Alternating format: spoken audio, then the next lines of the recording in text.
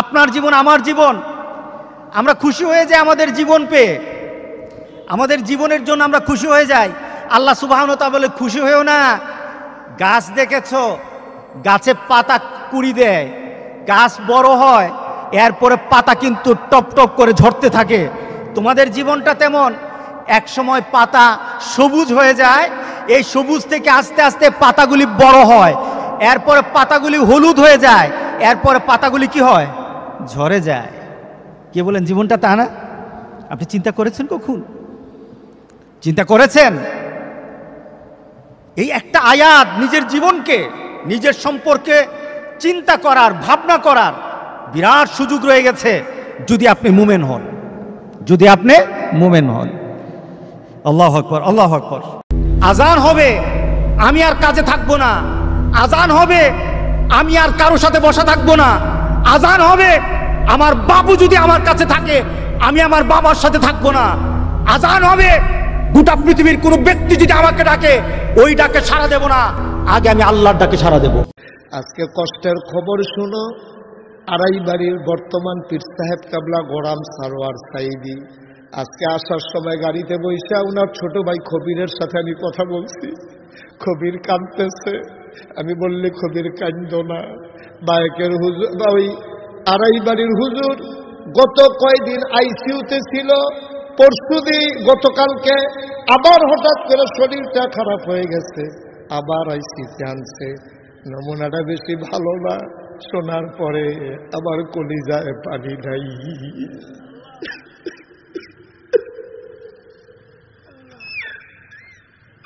আমার কলিজায় পানি নাই। আল্লাহ না করুক, আল্লাহ না করুক, দুনিয়া থেকে একদিন তো যাবেই। এই অবস্থায় গেলে কে আমারে মুশতাক ভাই বলে ডাকবে? কে আমারে ফোন করে কথা বলবে, পরামর্শ করবে? আমি কার সাথে ফোন করব? কসবা গেলে আমি কার বাড়িতে যাব? তোমরা জানো না, এই বাংলাদেশ ইসলাম এমনি এমনি আসে নাই। হাক্কানি পীর মাসায় খেরা বড় কষ্ট করে ইসলাম দিয়া গেছে।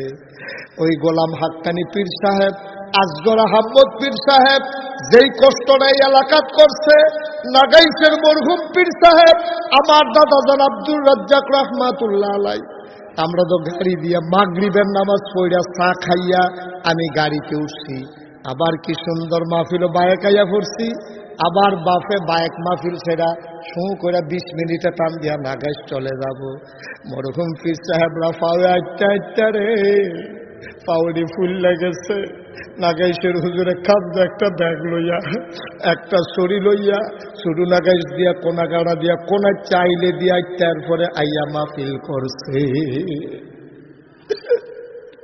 কত কষ্ট করে ইসলাম দিয়ে গেছে, টের পাইছ না? অনেক কষ্টের বিনিময় ইসলাম। আমি আজকে তোমাদের জন্য, তাদের জন্য দোয়া চাই, তোমাদের কাছে তাদের জন্য দোয়া চাই যারা কষ্ট করে ইসলাম দিয়ে গেছে। যুবক, আজকে তোমাদেরকে বলি, তুমি যদি মুসলমানের সন্তান হয়ে থাকো, তুমি যদি মুসলমানের সন্তান হয়ে থাকো, তাহলে আজকে তোমাকে এই চিন্তা করতে হবে, এমন কাজ আমি করব না যেই কাজের জন্য আমাকে মৃত্যু পরবর্তী জীবনে আমাকে গুনাহ পেতেই থাকবো, এই কাজ আমি করব না। এটা মুসলমান, এটা হলো মুহাম্মদ সাল্লাল্লাহু আলাইহি সাল্লামের কলিজার টুকরা উম্মত, এটা হলো উম্মতের পরিচয়। আজকে আপনি আশ্চর্য হবেন, গোটা পৃথিবীতে এখন নেট ব্যতীত মানুষ থাকতে পারে না। আজকে যুবকগুলি এগুলি ছাড়া থাকতে পারে না। আজকে যুবকগুলি নিজেকে বিভিন্নভাবে সমাজের মধ্যে পরিচয় তুলে ধরছে, তারা মুসলমানের সন্তান, এই পরিচয় আজকে সমাজের মধ্যে হচ্ছে না। আল্লাহ সুবহানাহু ওয়া তাআলা আমাদেরকে বলছেন, ইন্না নাহনু নুহয়িল মাউতা ওয়া নাকতুবু মা কদ্দামু, আমি তো মৃতদেরকে জীবিত করি। আল্লাহ বলেন, আমি মৃতদেরকে আবার জীবিত করব এবং তাদের কর্ম, কৃতকর্মগুলি আমি সবগুলি লিপিবদ্ধ করে রাখি।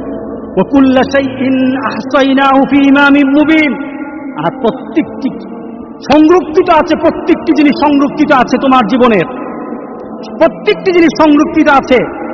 যুবক, তোমার জীবনটা যদি, তোমার চলাটা যদি কুরআন এবং সুন্নাহ অনুযায়ী হয়, আল্লাহর রাসূল আর নেককার বান্দারা যেমন সুন্দর মওত পেয়েছে, রাসূল সাল্লাল্লাহু আলাইহি সাল্লাম বলেন, তোমাদের মওত তত সুন্দর হয়ে যাবে, তোমাদের মওত তেমন সুন্দর হবে রাসূল সাল্লাল্লাহু আলাইহি সাল্লাম বলতেছেন, তুমি দুনিয়াতে যেভাবে চলবা মরতেও তেমন হবে।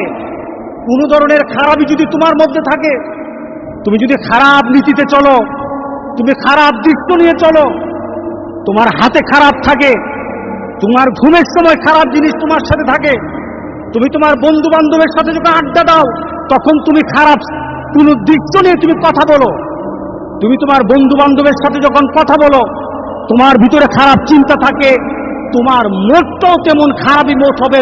কে বলেছেন? মুহাম্মদুর রাসূলুল্লাহ। বিশ্বাস হয় না? বিশ্বাস হয় না? মুহাম্মদ সাল্লাল্লাহু আলাইহি সাল্লাম বলে গেছেন তোমার মোটটা তেমন হবে। শুধু তাই নয়, কামা তামুতুন্না তুবাসুন, যেমন তোমার মৌত হবে তেমনই ভাবে তোমাকে আখিরাতে উঠানো হবে। এরপর রাসূল সাল্লাল্লাহু আলাইহি সাল্লাম হচ্ছে তোমার মোটটা যেমন তোমাকে উঠানো হবে ওই নীতিতে, যেমন ভাবে তুমি মরেছ। শুধু তাই নয়, কামা তুবাসুন তুশারুন, যেমন ভাবে তোমাকে হাসর করা হবে, যেমন ভাবে তোমাকে উঠানো হবে তেমন ভাবে তোমার হাসর হবে। সুতরাং দুনিয়া যেমন হাসর তেমন, দুনিয়া যেমন মৌত তেমন, দুনিয়া যেমন কবর তেমন। আজকে সবার ভিতরে একটা কথা বলি, আমাদের জীবনটাকে আমরা সুন্দরভাবে চালাতে চাই, এই জিনিসটা আমাদেরকে ধ্বংসের দিকে নিয়ে যাচ্ছে। যতটুকু উপকার আসা দরকার তার থেকে ক্ষতিটা বেশি হচ্ছে। আজকে যদি সমাজে সন্ত্রাসী শিখতে চায় তাহলে এখান থেকে সন্ত্রাসী শিখে, ছোট ছোট বাচ্চারা পর্যন্ত সন্ত্রাসী স্টাইল শিখে কিভাবে মারামারি করতে হয়, সব কিছু এখান থেকে শিখতে হয়। যদি তোমার ভিতরে দিলদারি হয়, সেটা তোমার আল্লাহর তরফ থেকে তোমার প্রতি একটা করুণা, তুমি ভালো কিছু বের করতে পারো। ভালো কিছু বের করতে হবে, এটা ভালোর দিকেও নিয়ে যায়, খারাপের দিকে নিয়ে যায়, তবে খারাপের দিকের সংখ্যাটাই বেশি। তাহলে আজকে আমরা এই নিয়ত করব যে আমাদের চোখকে হেফাজত করব। কারণটা কি? এই চোখ সম্পর্কে প্রশ্ন করা হবে, আমাদের যৌবন সম্পর্কে প্রশ্ন করা হবে। রাসূল সাল্লাল্লাহু আলাইহি সাল্লাম বলেছেন, সামনের দিকে অগ্রসর হওয়া যাবে না, সামনের দিকে অগ্রসর হওয়া যাবে না যতক্ষণ পর্যন্ত তার প্রশ্নের উত্তর দিতে না পারবে।